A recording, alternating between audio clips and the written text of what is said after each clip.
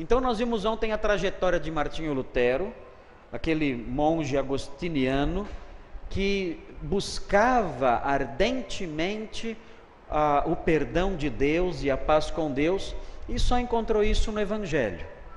Martinho Lutero, ele passou a crer depois da sua conversão e do estudo da palavra, ele se tornou um estudioso da palavra, até porque ele se tornou um professor da Bíblia.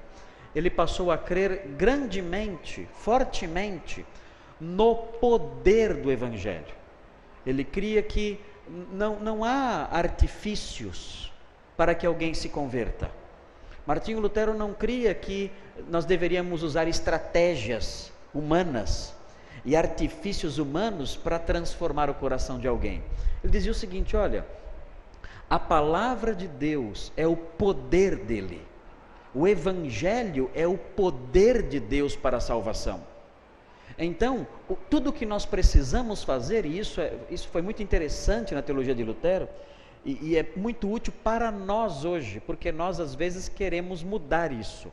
Mas ele disse: olha, tudo que é importante fazer no que diz respeito ao evangelismo das pessoas é simplesmente apresentar o Evangelho que consta da palavra. E ele fala: o Evangelho é como um leão, ele é forte, ele devora, ele destrói tudo, ele destrói os corações endurecidos, ele faz sangrar os corações de pedra, é um leão feroz. Então tudo que nós temos que fazer, nós não precisamos estimular, nós não temos que instigar esse leão, nem enfeitar esse leão, nós só temos que abrir a jaula, só. E o que é abrir a jaula? É soltar o leão, é simplesmente apresentar o Evangelho às pessoas, e deixe que o leão faz o que ele quer. O leão vai devorar, o leão vai morder, o leão vai estraçalhar o que ele quiser.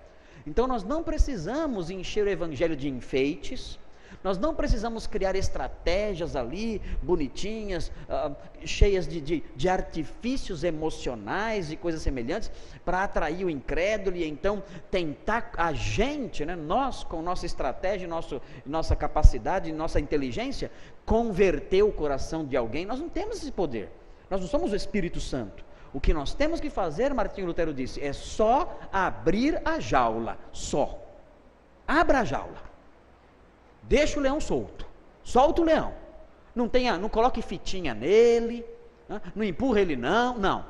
Solta o leão. E veja o que ele faz. E vai embora. Tranquilo. Abra a jaula e sossegue. O leão vai fazer seu trabalho. Se ele não fizer agora, vai fazer depois. Mas você solta o leão. Abra a jaula e diga: olha, o homem é um pecador, só em Cristo há justificação e perdão, sem Cristo não há como homem comparecer livre de culpa diante de Deus, e é necessário receber Cristo pela fé. É apresentar o Evangelho, soltar a jaula, abrir o leão, e o leão fará o seu trabalho. Então Martinho Lutero realçou muito isso. Por quê? Porque ele mesmo foi alvo desse benefício. Quando ele teve contato com o Evangelho, e ele leu, o justo virá pela fé, quando ele leu isso, imediatamente o Evangelho foi como uma espada no seu coração, e ele nunca mais foi o mesmo homem. Então ele ensinava isso é verdade. Nós temos que parar de tentar fazer papel de Deus. Nós queremos converter os corações.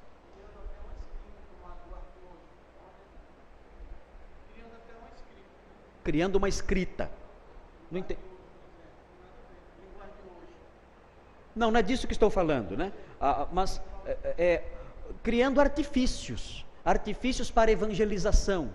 Então, vamos fazer um show de rock, porque aí os roqueiros vão se converter. Não necessariamente. Não precisamos de artifícios desse tipo. Nós podemos, isto sim, nos aproximar de qualquer pessoa, seja ele roqueiro, seja ele budista, seja ele jovem, seja ele velho, e simplesmente apresentar o Evangelho, só isso. A roupa que ele usa, o tamanho do cabelo dele, a idade dele, isso é absolutamente irrelevante. Vamos apresentar o Evangelho, soltar o leão, só isso, e deixar Deus agir naquela vida, e isso vai surtir o seu efeito de acordo com a soberania de Deus. Muito bem, então nós aprendemos isso, nós vimos isso ontem, o modo como o evangelho foi forte na vida de Lutero, e hoje vamos ver um pouco do pensamento dele, algo que mudou a visão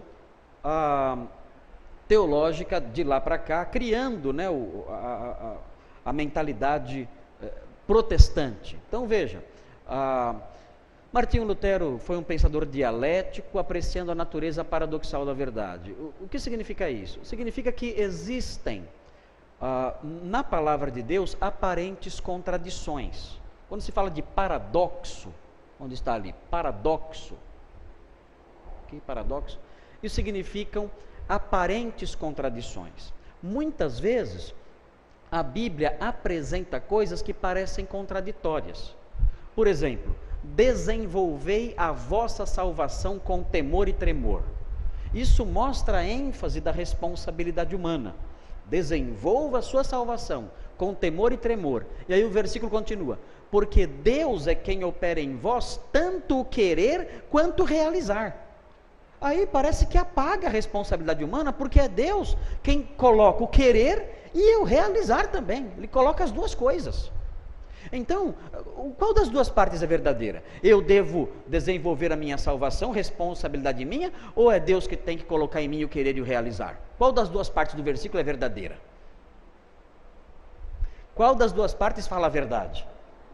As duas partes falam a verdade, mas nós não conseguimos, através da razão, nós não conseguimos harmonizar as duas coisas. Espera aí, se eu não fizer, a responsabilidade é minha, a culpa é minha. Se eu fizer, eu fiz, porque Deus colocou em mim o querer.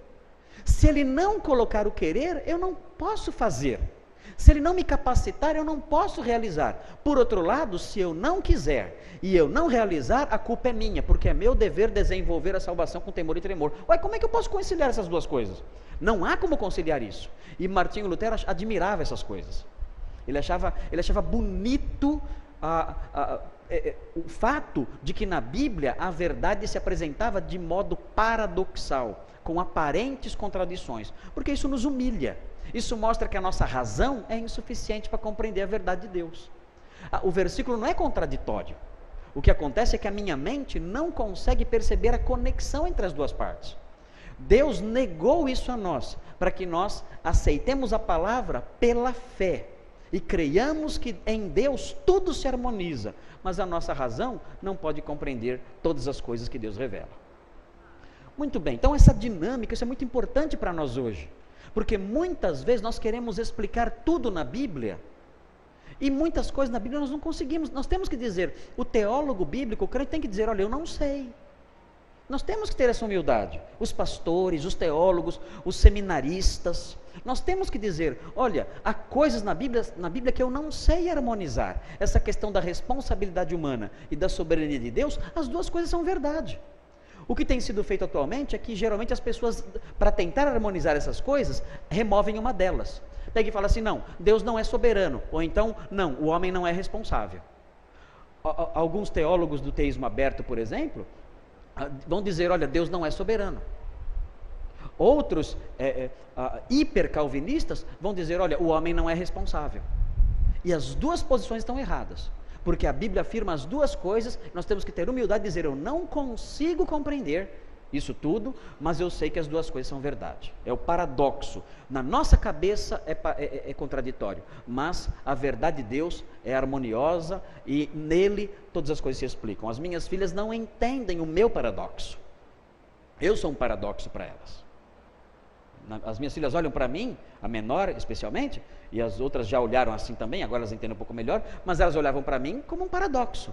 Por quê? Porque eu dizia para elas, olha, eu amo vocês. Isso é verdade? Elas não podiam duvidar disso, elas sabiam disso. Por outro lado, eu segurava essas meninas para tomar injeção. Que história é essa? Como assim? O papai está se unindo a essas pessoas bravas, vestidas de branco, mal encaradas, com uma agulha na mão, e em lugar de me livrar desses monstros que querem me furar, em lugar de me livrar, de me salvar deles, ele ajuda a me segurar. Ele ajuda essas pessoas a me furarem. Não faz sentido isso? Faz sentido na cabeça delas? Não, peraí. Qual das duas coisas é verdade? Papai é meu inimigo ou papai me ama? Na cabecinha delas, né, isso não se harmonizava. Papai me segura para me furar e papai me ama. As duas coisas são verdade. Ele me segura para me furar e me ama. Mas eu não consigo harmonizar as duas coisas.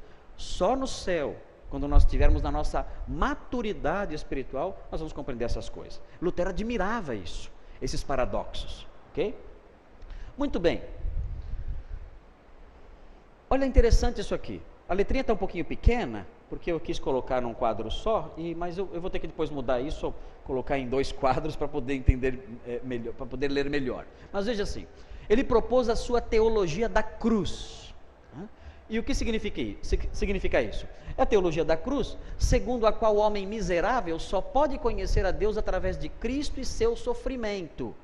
Em contraste com a teologia da glória, que se baseia na razão, enaltecendo o homem e conduz a crença na salvação pelas obras. Então, Martinho Lutero falou assim, olha, a teologia escolástica, o escolasticismo que nós vivemos até agora, que ensinava que o homem tem que usar a razão para conhecer a Deus, que ensinava que o homem tem que usar os elementos do intelecto para conhecer a Deus, essa teologia enaltece o homem.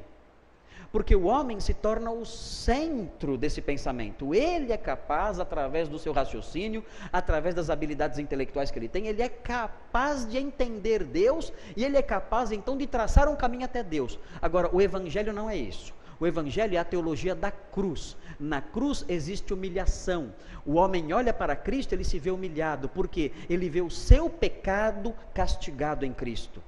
Ele vê a sua maldade castigada em Cristo e mais, ele percebe que aquela obra só Cristo pode fazer, ele não pode fazer. Se ele morresse pelos seus pecados, isso seria insuficiente. Se eu morresse pelos meus pecados, isso não geraria satisfação em Deus, não seria uma morte propiciatória, não traria propiciação para os meus pecados, nada disso. Eu continuaria condenado mesmo que eu morresse pelos meus pecados. Então, quando eu olho para a cruz, eu sou humilhado.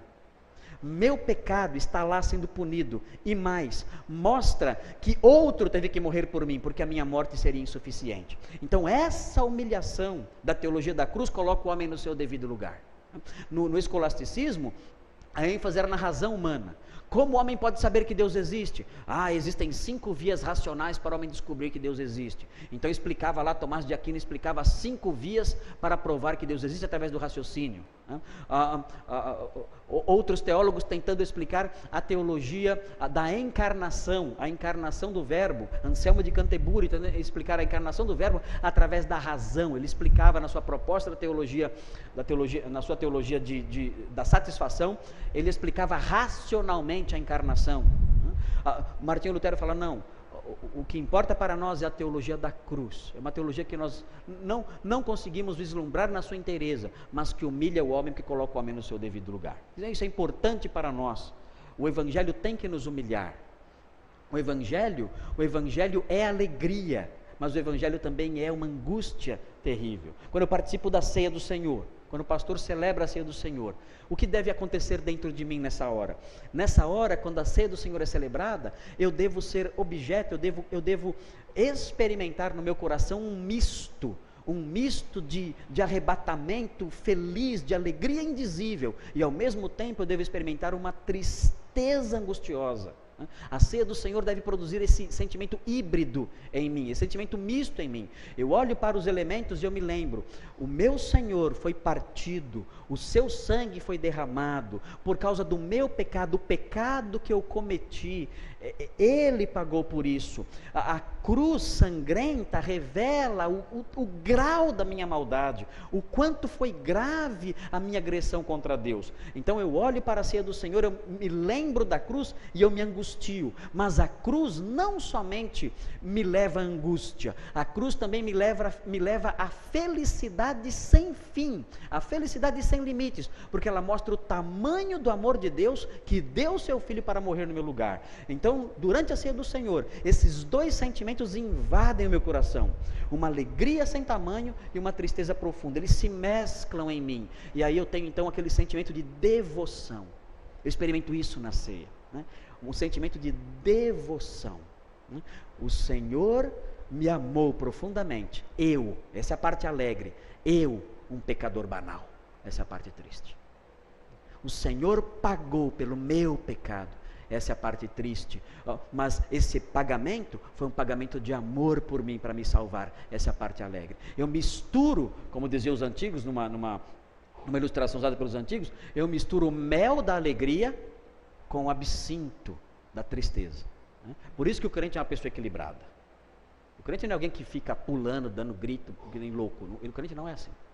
O crente é uma pessoa normal. Normal. O crente não vive num buraco como os monges, ali, né? Alguns diziam que o cristão na Idade Média não podia rir, o monge não podia dar risada. Diziam que Jesus nunca tinha dado risada. Jesus nunca deu risada. Diziam isso. E os monges também não davam risada, todos sérios ali, chorando pelos seus pecados, se batendo ali, e se degladiando ali, a si próprios, numa visão da vida cristã que é um buraco de tristeza e de angústia. E outros, que nós temos na modernidade, que acham que a vida cristã é só festa, alegria, todo mundo pulando, gritando e celebrando, o tempo todo. Quando era garoto começou essa história, quem tem Jesus gosta de cantar. Vive sempre sorrindo, mesmo quando não dá. Tropeça aqui, cai acolá, mas de novo levanta e começa a cantar. Isso não é um crente, é um tonto, um homem desse. Um homem desse é um bobo. Tropeça, cai, levanta e canta. O que é isso? Não existe isso. A vida cristã não é isso. A vida cristã é a vida da pessoa que foi resgatada, inclusive, no seu equilíbrio emocional. O homem cristão é um homem inteligente, é um homem equilibrado, é um homem em que as suas emoções funcionam de modo normal, de modo equilibrado. Ele mescla essas duas coisas. Ele é um homem alegre, sim, alegre e feliz, mas ao mesmo tempo é um homem que sabe refletir sobre o preço da sua alegria. Por isso ele é uma pessoa equilibrada, não tem aí episódios de abismos de tristeza, nem de arroubos emocionais pulando como um louco por aí afora. Okay? Então o culto cristão reflete isso, esse equilíbrio, que é o que nós temos inclusive aqui na nossa igreja, que é a nossa igreja. Muito bem. Então tudo isso são coisas que a reforma nos trouxe. Então note como isso é importante para nós. A reforma nos trouxe essas noções, essas coisas que estou passando para vocês. Tudo isso foi apontado pelos reformadores de forma direta ou indireta. Então veja, a base do conhecimento de Deus é sua revelação na palavra e não a razão obscurecida pelo pecado. Assim, Lutero menospreza a filosofia e enaltece a Escritura. A verdade final está na Escritura. Então, Lutero ele tem uma visão semelhante à de Tertuliano de Cartago. Tertuliano de Cartago diz o seguinte: o que tem Atenas a ver com Jerusalém? O que tem academia a ver com a igreja? O Deus dos filósofos não é o Deus de Abraão, Isaac e Jacó.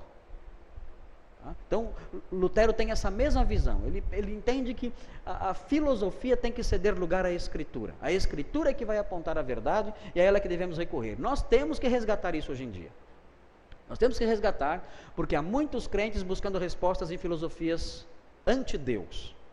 Há modelos, há propostas, especialmente na sociologia, na psicologia secular. Essas coisas todas não são de todo erradas. Essas coisas todas têm a sua utilidade. Nós podemos sim despojar os egípcios, como falam, como é um termo usado já na igreja antiga, despojar os egípcios, saqueando as verdades que eles descobrem, porque toda verdade é verdade de Deus. Mas há muitos crentes procurando respostas para a sua angústia na psicologia secular.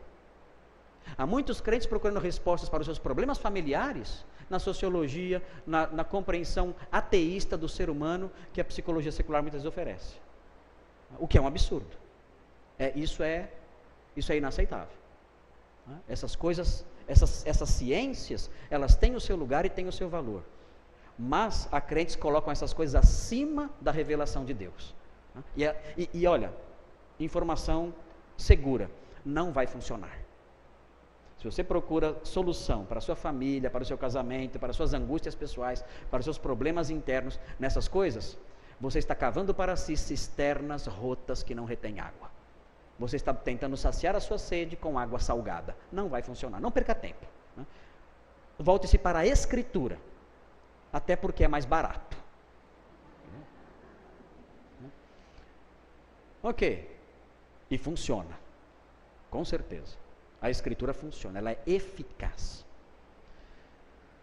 Olha só aqui um outro ensino de Lutero, faz distinção entre Evangelho e Escrituras. O Evangelho abrange a mensagem sobre Cristo, que está nas Escrituras. As Escrituras, além do Evangelho, abrangem a lei, que é o aspecto que existe no seu aspecto cerimonial e no seu aspecto moral. João Calvino fez essa distinção nas Institutas. Calvino estabelece uma distinção entre lei moral e lei cerimonial. Nem tudo nas Escrituras tem igual valor, sendo mais importantes as partes que tratam das boas novas em Cristo. Há um cânon dentro do cânon. Então, Lutero ele crê nisso, que há partes na Bíblia que têm mais importância do que outras. Ele crê que toda a Escritura é inspirada, mas ele entende que há partes em que o Evangelho, a mensagem de salvação, aflora com maior nitidez. Nós, ainda que nós olhemos para isso com uma certa desconfiança, né? Mas será que é ouro de 18 quilates numa parte, outra parte é ouro de 24 quilates? Que história é essa, né? Ainda que nós olhemos para isso com uma certa desconfiança, o fato é que quando nós vamos evangelizar alguém, nós não damos o livro de Levítico. Nós não fazemos isso. Quando vamos falar de Jesus para alguém, te dá o evangelho de João, né? Eu nunca abri a gaveta de um hotel ou de um hospital e encontrei lá, livro de Levítico. Não, sempre é evangelho de João que os gideões espalham por aí, né? Porque nós cremos que há partes na Bíblia que falam mais diretamente à salvação, mais diretamente ao coração do homem.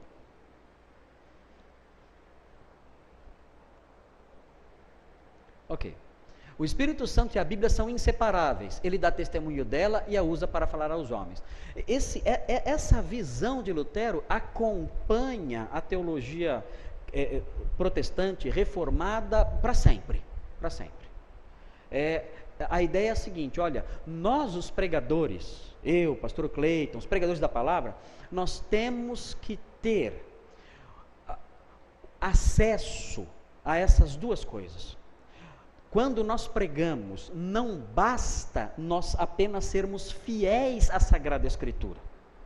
Não basta apenas nós termos uma ortodoxia séria, profunda, realmente, genuinamente bíblica. Isso é importante, mas não basta isso. Isto é uma semente, a Escritura é uma semente. Eu devo preservar a pureza dessa semente, a qualidade, e proteger essa semente o tempo todo. Quando eu apresento, eu devo apresentar a semente genuína. Não posso apresentar outra palha misturada com ela. Eu não posso misturar palha na semente que eu lanço. Não, eu devo apresentar a semente pura. Mas só isso não bastará. Tem que chover. Tem que chover para que a semente brote. E o que é essa chuva? Essa chuva é a ação do Espírito Santo que faz com que a semente lançada brote. As duas coisas são importantes. Se houver chuva sem semente, o que isso vai gerar? Chuva sem semente vai gerar o quê? Nada. Então suponhamos, vejam, está tendo episódiozinho lá fora, mas vamos olhar aqui para cá, né? Hoje é domingo, então é um dia em que as pessoas estão mais agitados um pouquinho, os políticos passeando e fazendo seus comícios e seus passeios, e as pessoas já a essa hora da manhã já beberam bastante, então acontecem esses episódios. Mas note bem, suponhamos que num dia aqui nesta igreja, vocês reunidos aqui, comece a haver um tempo de louvor, de testemunho cristão, e o Espírito Santo comece a falar ao coração. O Espírito Santo comece a atuar aqui no meio de vocês, tocando nos corações, trabalhando na vida das pessoas e tudo mais. E na hora da pregação, o pastor Cleiton diga assim: olha, irmãos, hoje nós não vamos ter pregação bíblica não. Hoje não vai ter isso não. Hoje vamos só compartilhar, vamos tomar nosso café juntos, tal, o Espírito Santo está agindo.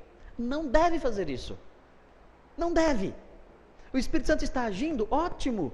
Tem que haver a semente, tem que haver a palavra, tem que haver a pregação. Por outro lado, a pregação tem que contar com a atuação do Espírito Santo. Então o pastor, ele não pode só se preparar intelectualmente, ele não pode só preparar o texto ali, estudar o grego, olhar as divisões do texto e apresentar, não. Ele tem que contar também, ele tem que gastar tempo com isso, suplicar a Deus: Senhor, eu vou apresentar a sua palavra, faz chover. Faz chover. Sopra, né? O vento sopra onde quer. Senhor, se o Senhor não fizer chover, o meu trabalho árduo de sair lançando a semente, vai ser um trabalho que não vai frutificar. Então, a reforma resgatou essa necessidade. Não era só estudar, como os escolásticos faziam, e às vezes nem estudavam a Bíblia. Não era só isso, é estudar a palavra de Deus, mas suplicar, buscar, contar com a bênção do Espírito Santo, a atuação do Espírito Santo no coração das pessoas. E isso não podemos perder de vista. Nenhum pastor pode perder isso de vista. Alguém pode ser alguém extremamente ortodoxo, reto na sua doutrina, mas ter um ministério fraco que não atinge os corações. Tem que chover. Tem que chover. O vento tem que soprar. Eu posso ter aquele sininho lá na minha casa, muito bonito. Aqueles sininhos que você pendura na porta. É um sininho muito bonito. Mas, para que o som dele seja ouvido, o vento tem que soprar.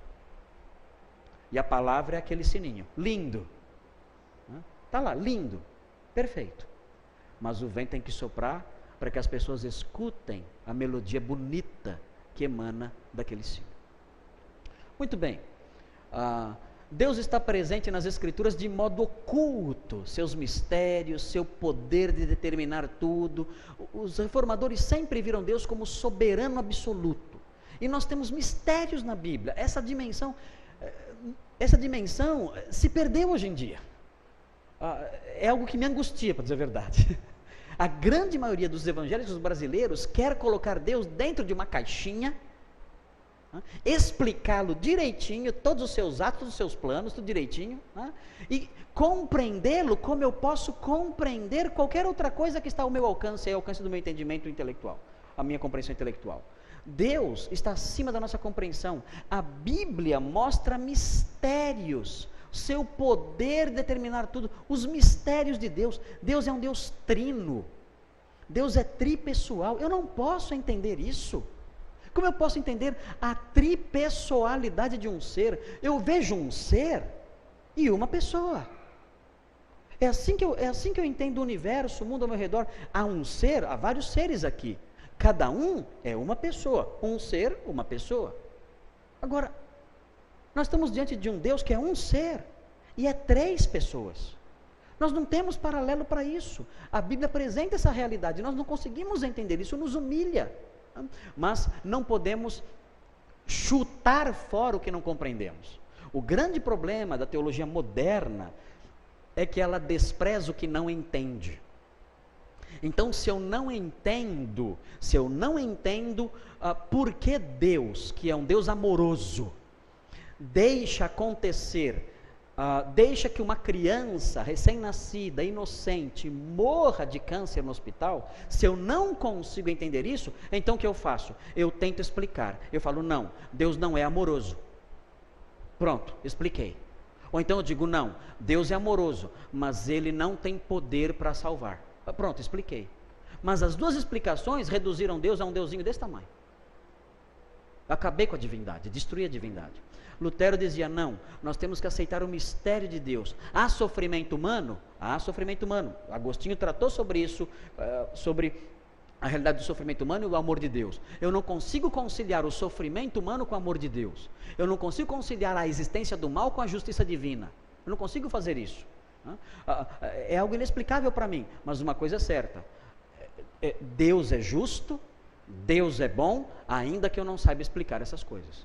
Nós temos que começar a fazer isso, nós temos que aceitar as verdades bíblicas que nós não entendemos, porque Deus está acima da nossa compreensão. Eu não posso colocar o oceano num copo d'água, eu não posso colocar o oceano num copinho de café, e esse copinho de café é a minha mente. Eu não posso colocar o oceano de Deus no copinho de café que é a minha mente. Eu tenho que dizer, eu não sei. E esse eu não sei, é um não sei que não vai repudiar a fé. Pelo contrário, eu creio sem entender. Eu creio sem compreender. Mas eu creio porque a palavra de Deus diz e ela é a verdade. Então isso tudo a reforma resgatou, esse modo de ver a Bíblia. E as Escrituras também têm as coisas reveladas, a humilhação de Deus e seu amor, Ele revelou isso a nós. Isso nós podemos compreender plenamente, o amor de Deus, é um amor que excede a todo entendimento, mas Ele passa pelo entendimento e o excede, de modo que eu posso compreender algo da grandeza do seu amor por nós. Nisto Deus prova o seu amor para conosco, pelo fato de ter Cristo morrido por nós, sendo nós ainda pecadores. Eu não preciso, quando eu olho para a verdade evangélica, eu descubro que eu não preciso que Deus me dê um carro, uma fazenda, um apartamento ou uma casa para mostrar seu amor por mim. Deus não precisa curar a minha doença para mostrar o seu amor por mim. Deus não precisa provar mais nada do seu amor por mim. O amor de Deus por mim já está provado mais do que alguém possa imaginar. A saciedade, o amor de Deus está provado. Como o amor dele está provado? Ele deu o seu filho por mim. Se ele tirar a minha saúde, se ele tirar a minha família, se ele tirar a minha casa, se ele tirar tudo que eu tenho, ainda assim eu não posso duvidar do seu amor por mim. Porque ele deu o seu filho, e ele prova o seu amor para conosco, não dando carro, fazenda, saúde. Ele prova o seu amor para conosco, tendo dado o seu filho por nós, sendo nós ainda pecadores. Então, nós compreendemos o amor de Deus, e o crente verdadeiro é assim, ele perde tudo se for preciso. No Castelo Forte nós aprendemos, olha, se me tirassem tudo, família, bens, mulher, tudo, se me for tirado, ainda assim eu creio no amor de Deus por mim, porque a Bíblia diz que ele entregou seu filho para morrer em meu lugar. Então esse é o crente verdadeiro. Não é o crente que se Deus tira a sua casa, ele pronuncia imprecações e maldições, e inconformado, e determina, eu determino, eu não aceito, eu rejeito isso. Não, ele não faz assim. Ele age como Jó. O Senhor deu, o Senhor tirou. Bendito seja o nome do Senhor, Ele me ama, o meu Redentor está vivo, e por fim Ele vai se levantar sobre a terra, e em meus olhos verei a Deus. Estes olhos o verão e não outros. Eu sei que Ele me ama, Ele é o meu Redentor. Ele me tirou tudo. Ele foi o meu doador, Ele me doava as coisas. Agora eu tenho como o meu Redentor, e o seu amor por mim é provado mais como Redentor do que como doador. Aqui, importante aqui, esse ponto é muito importante no pensamento de Martinho Lutero. A justificação é o ato pelo qual Deus declara o homem justo quando ele crê. É a justiça imputada que nós falamos ontem. O homem, ele nasce culpado. A culpa do pecado de Adão é a ele imputada. Eu não preciso fazer nada para ser pecador, basta eu nascer. Isso é imputado a mim. Agora note, tendo em si a justiça de Cristo, o crente é simul justus et peccator. Ele é ao mesmo tempo justo e pecador. Você tem que entender que o seu irmão é isso. Você tem que compreender que o seu irmão que está ao seu lado, atrás de você, ao redor de você, seu irmão é isso. Ele é simultaneamente justo e simultaneamente pecador. Por isso, você deve honrá-lo porque ele é justo. A justiça de Cristo foi imputada a ele. E ao mesmo tempo, você deve compreender as falhas dele, porque ele ainda é um pecador. Então isso dá uma visão equilibrada da verdade, e isso faz com que nós nos relacionemos de modo correto dentro da igreja. Eu olho para os meus irmãos e eu vou dizer, essa pessoa é repleta de dignidade, porque ela tem a justiça de Cristo imputada a ela, mas ao mesmo tempo essa pessoa tem falhas, e eu devo entender isso, porque ela é pecadora ainda. A imputação da justiça de Cristo não anula o fato dela ser uma pecadora. Então essa visão do crente é crucial para o convívio dentro da igreja. Sem isso, nós não vamos conseguir conviver juntos. Na teologia medieval, a justificação era vista como um processo que ocorre ao longo da vida do cristão. Só depois de viver piedosamente em penitência, Deus o justifica, ou seja, torna-o interiormente justo, é a justiça infusa.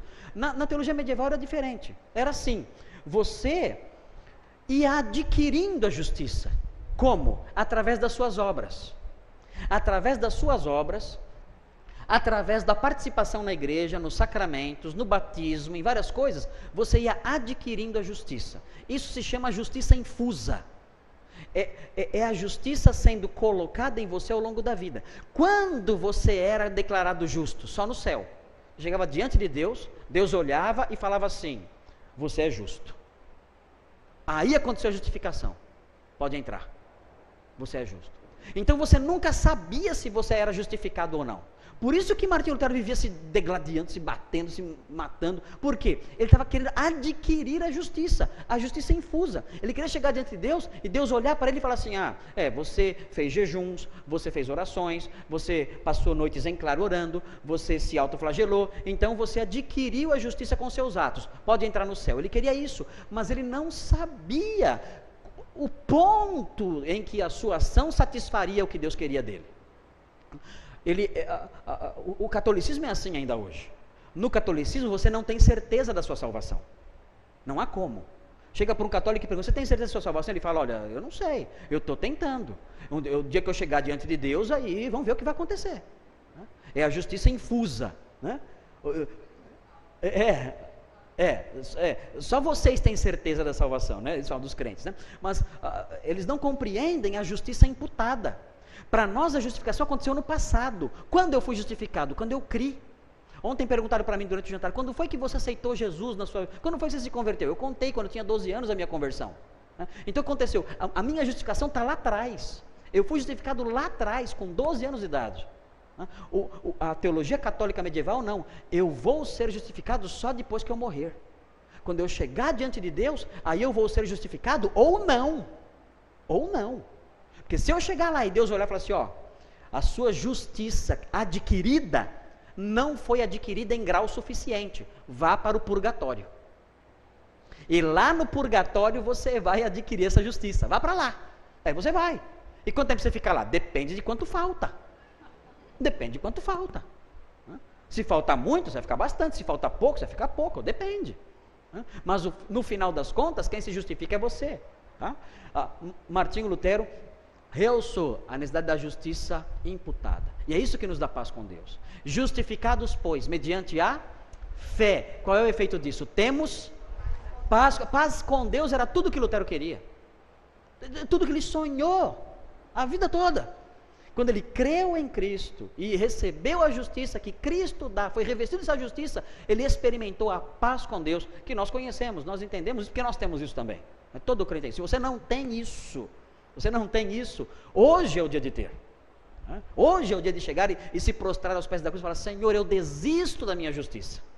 Eu desisto de tentar eu me tornar justo diante do Senhor através das minhas ações, da minha religiosidade, ou seja lá do que for. Eu renuncio a isso, renuncio às minhas forças, e eu me coloco aos seus pés, implorando que os benefícios da cruz sejam imputados a mim. Eu imploro isso ao Senhor agora. Me conceda, me justifique agora. E o Senhor dará a justificação perene a quem fizer isso. Se você não tem, faça isso hoje. O Senhor receberá você de braços abertos e dará a você os benefícios da cruz, cobrirá você com a sua justiça e mais.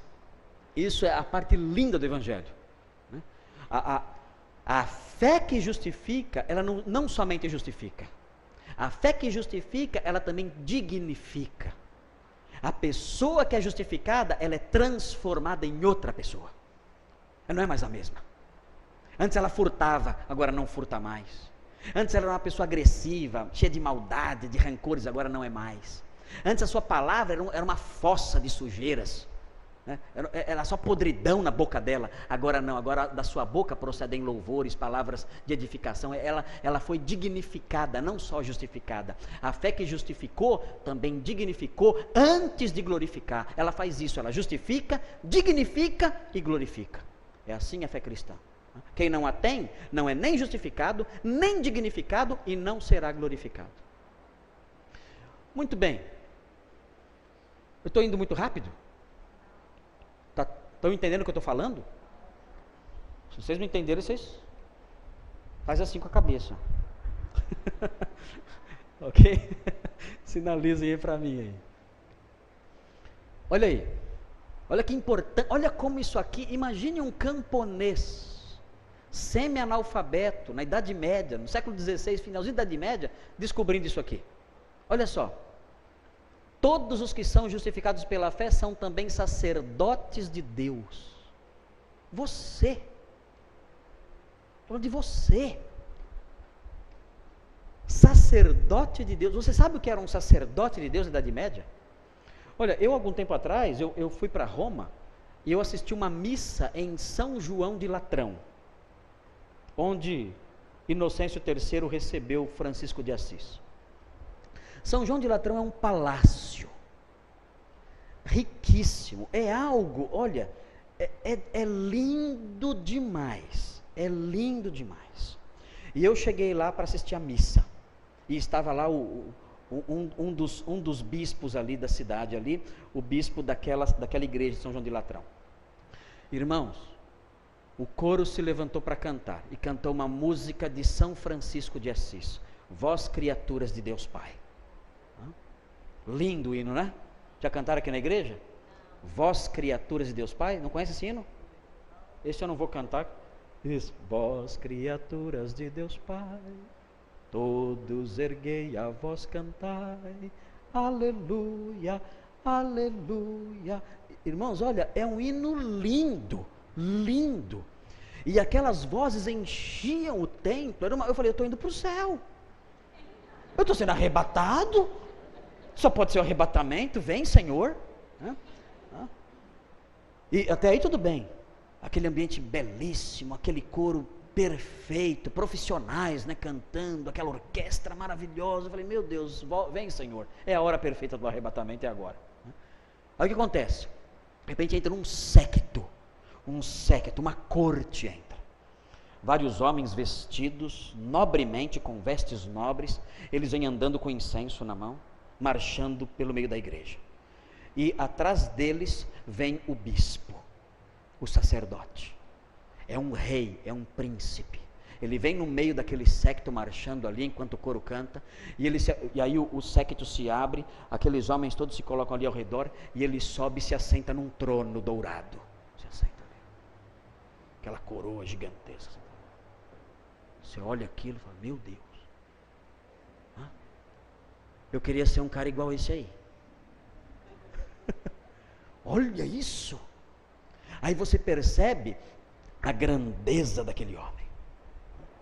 Aquele homem, aos olhos humanos, é um príncipe, é um sacerdote do Deus Altíssimo, sentado ali naquele trono, entre Deus e os homens mortais ali embaixo, ele no trono, o intercessor, o mediador entre os homens mortais que estão ali humildes, massacrados debaixo daquela grandeza, daquela majestade toda, e o Deus do céu, ele ali intermediando esse acesso. Agora o que acontece? Na teologia de Martinho Lutero, esse homem não é nada. O camponês que crê em Cristo, que corre atrás de galinha, que mal sabe ler, que dorme numa choupana, com os filhos ali com fome, esse homem é um sacerdote. Já imaginou? Que maravilha! E isso é verdade. Isso é verdade. A palavra de Deus diz isso. Martinho Lutero diz, olha, o crente, o cristão, não importa a sua simplicidade, a sua pequenez, a sua ignorância, ele é um sacerdote real, ele é um rei, ele se aproxima daquele trono, ele é elevado, ele se assenta nos lugares celestiais com Cristo.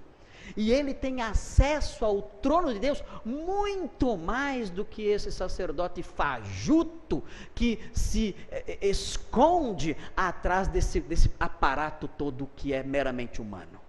Então, Martinho Lutero mostra isso. Isso é um golpe na Igreja Católica. Isso destrói a Igreja Católica. Imaginou? Quem ousaria chegar perto daquele príncipe naquele dia que eu estava lá? Qual fiel ousaria levantar a mão?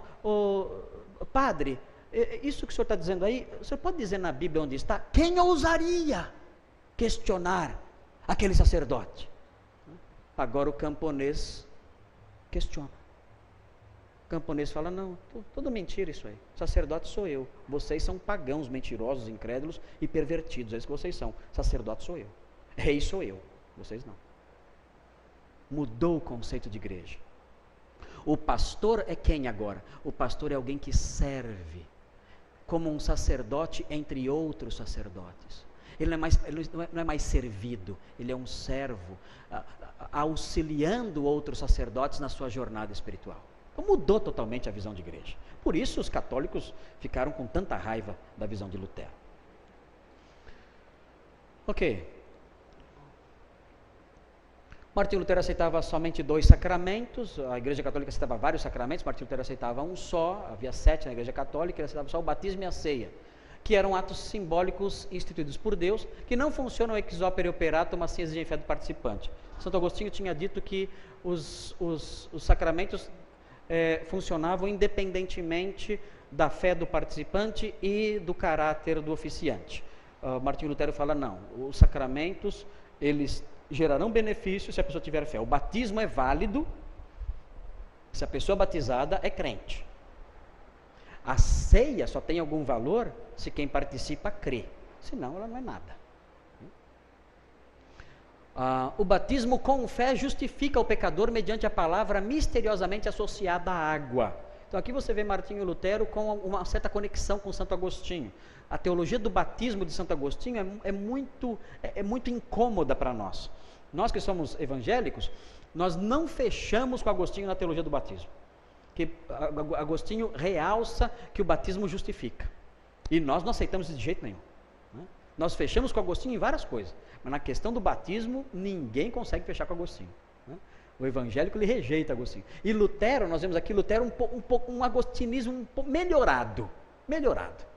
Ele fala, olha, o batismo justifica, desde que com fé, porque a palavra está associada à água e confere perdão completo. Acolhi o batismo infantil, pois supunha que a criança tem fé. Enfim, a teologia de Martinho Lutero tem seus defeitos. Tanto que o luteranismo, nós não somos luteranos. Por que nós não somos luteranos? Porque nós não fechamos com a teologia luterana em vários aspectos. Agora, em questões basilares na área de soteriologia, nós fechamos com Martinho Lutero. A soteriologia de Martinho Lutero, a eclesiologia, a teoria de igreja de Martinho Lutero é excelente. A prática da igreja dele, aí nós temos aí nossas questões com Martinho Lutero. Aqui é importante o episódio na história. Na questão da ceia, debateu com Zwinglio no colóquio de Marburgo, em 1529, afirmando que o corpo de Cristo está presente nos elementos junto com o alimento físico, é a consubstanciação. Assim, com base no conceito da communicatio idiomatum, argumentou que o corpo glorificado de Cristo está em todos os lugares, é a ubiquidade do corpo de Cristo. Significa tudo isso aí. É assim, há 4 visões sobre a ceia no pensamento evangélico. 4 visões. Uma delas não é evangélica, a transubstanciação. A transubstanciação já mencionei ontem como é. A Igreja Católica crê que quando o padre, ele pronuncia uma fórmula de consagração da hóstia, a hóstia vira corpo de Cristo. Então, Cristo morre toda missa. Toda missa Cristo morre. Quantas vezes? Quantas vezes a missa acontecer. Se tiver 3 missas, Cristo morre 3 vezes. E se tiver uma igreja do lado da outra, ele morre 6. E ele morre aqui em Fortaleza, morre lá em São Paulo, morre em Belém, onde tiver missa ele está morrendo. Ele morre várias vezes no domingo em cada igreja. Então essa é a transubstanciação. Cristo, a hóstia se transforma no corpo e no sangue de Cristo. Agora, na visão de Lutero é diferente. Lutero, ele crê na consubstanciação. O que significa isso? Ele crê que ali existe pão, mas junto com o pão está o corpo físico de Cristo. Junto com o pão. É muito parecido com a Igreja Católica. O pão não vira carne e sangue, mas junto com o pão está a carne e o sangue. É só lembrar, com substanciação. A substância do pão junto com a carne e o sangue. Essa é a visão de Lutero. Ele via, quando Jesus disse assim, isto é o meu corpo, ele pegou um pedaço de pão e falou, isto é o meu corpo. Quando ele falou isso, Martinho Lutero entende que isso não era uma metáfora, era uma sinédoque. A figura de linguagem não é como se fosse meu corpo, não. É uma sinédoque, isso aqui é realmente meu corpo. Então Martinho Lutero, ele contendeu com Zwinglio. Por quê? Porque Zwinglio cria que não era uma sinédoque. Zwinglio cria que era uma metáfora. Zwinglio falava o seguinte: não, ele está dizendo, olha, isso aqui é um símbolo do meu corpo, não é meu corpo literal, nem dá para ser, porque ele estava segurando o pão, ele estava segurando o corpo dele estava segurando o pão, então não dá para o pão ser corpo dele.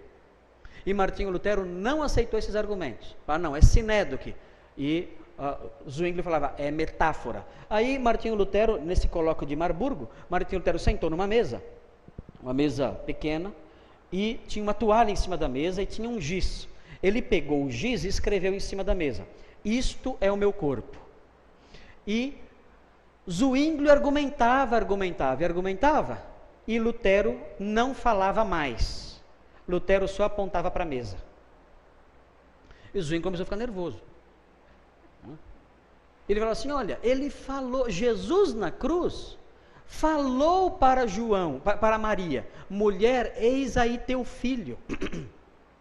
Eis aí teu filho. Ele não era filho dela, é uma metáfora, é como se fosse filho dela. É o mesmo caso aqui, isto é o meu corpo. Lutero apontava para mim.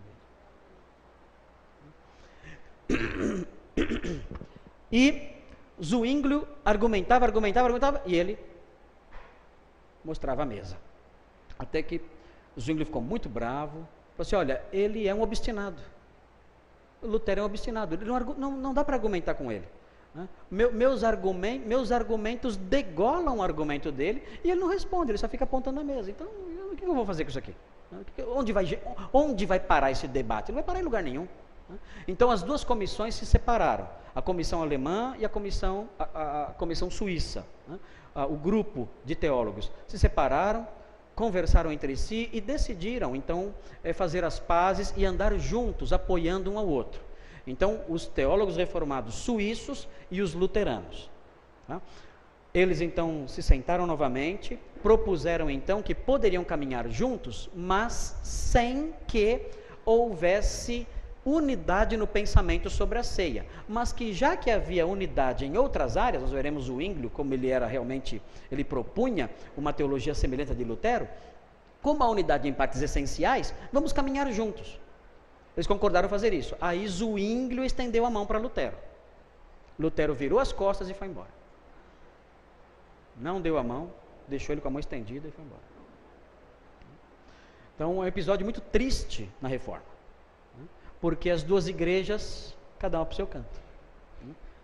O protestantismo já nasceu com denominações.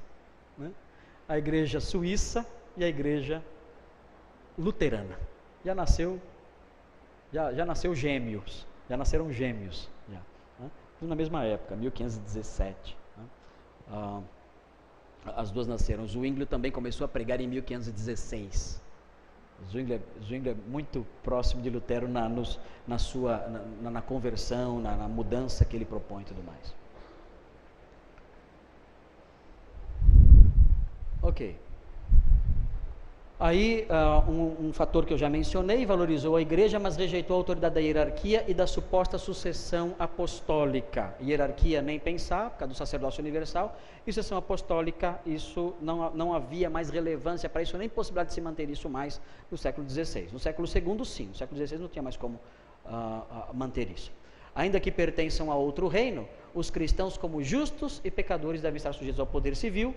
O protestantismo sempre defendeu que a igreja deve orar pelos governantes, submeter às autoridades e não estar acima do governo civil, como diziam os papas medievais, como dizia Inocêncio III e Gregório VII, que nós estudamos ontem.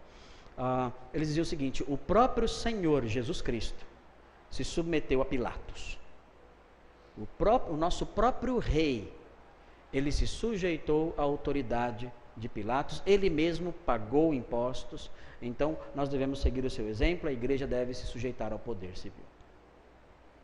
Ok, isso aqui é uma foto das assinaturas dos reformadores. Você vê ali em cima Martinho Lutero, aqui você vê o rico Zwinglio, aqui, está vendo aqui?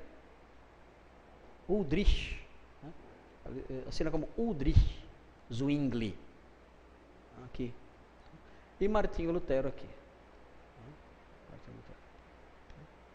E outros estão aí, você vê, o Felipe Melanchthon aqui, é famoso também. Eco Lampadio é muito conhecido também. Butzer também. Mas eles todos participaram desse colóquio em que Martinho Lutero não estendeu a mão para Zwingli. Então houve esse rompimento entre eles aí. Não andaram juntos, na verdade. Infelizmente. Poderia ter sido melhor. Ok. Acho que o meu horário já deu. Não sei. Oi? Não entendi. À noite. Ok. Então nós vamos prosseguir à noite. Nós vamos falar sobre teologia reformada e Calvino. Ok? Que foi o reformador de segunda geração. Tá? Então, só para não deixar uma coisa em aberto, que estão gravando, e eu quero deixar uma coisa fechadinha aqui. Eu falei que há 4 visões da ceia. A transubstanciação, que é da Igreja Católica, a consubstanciação, que eu já expliquei. Existe a visão da presença espiritual, que é a visão de Calvino. Calvino entende que Cristo está presente nos elementos, mas de forma espiritual. Tá? E a ceia é um meio de graça. Cristo está presente ali, mas de forma espiritual. E existe o memorial. Memorial crê que Cristo não está presente nos elementos nem de forma espiritual e nem física, mas a ceia é apenas uma celebração, uma lembrança, uma cerimônia que evoca a memória das pessoas, faz com que elas se lembrem do sacrifício de Cristo na cruz. A ceia como memorial é adotada pela Igreja Batista. A ceia como presença espiritual é adotada pela Igreja Presbiteriana. A ceia como consubstanciação é adotada pelos luteranos e a ceia como transubstanciação é adotada pelos católicos romanos. Ok, então acho que é isso.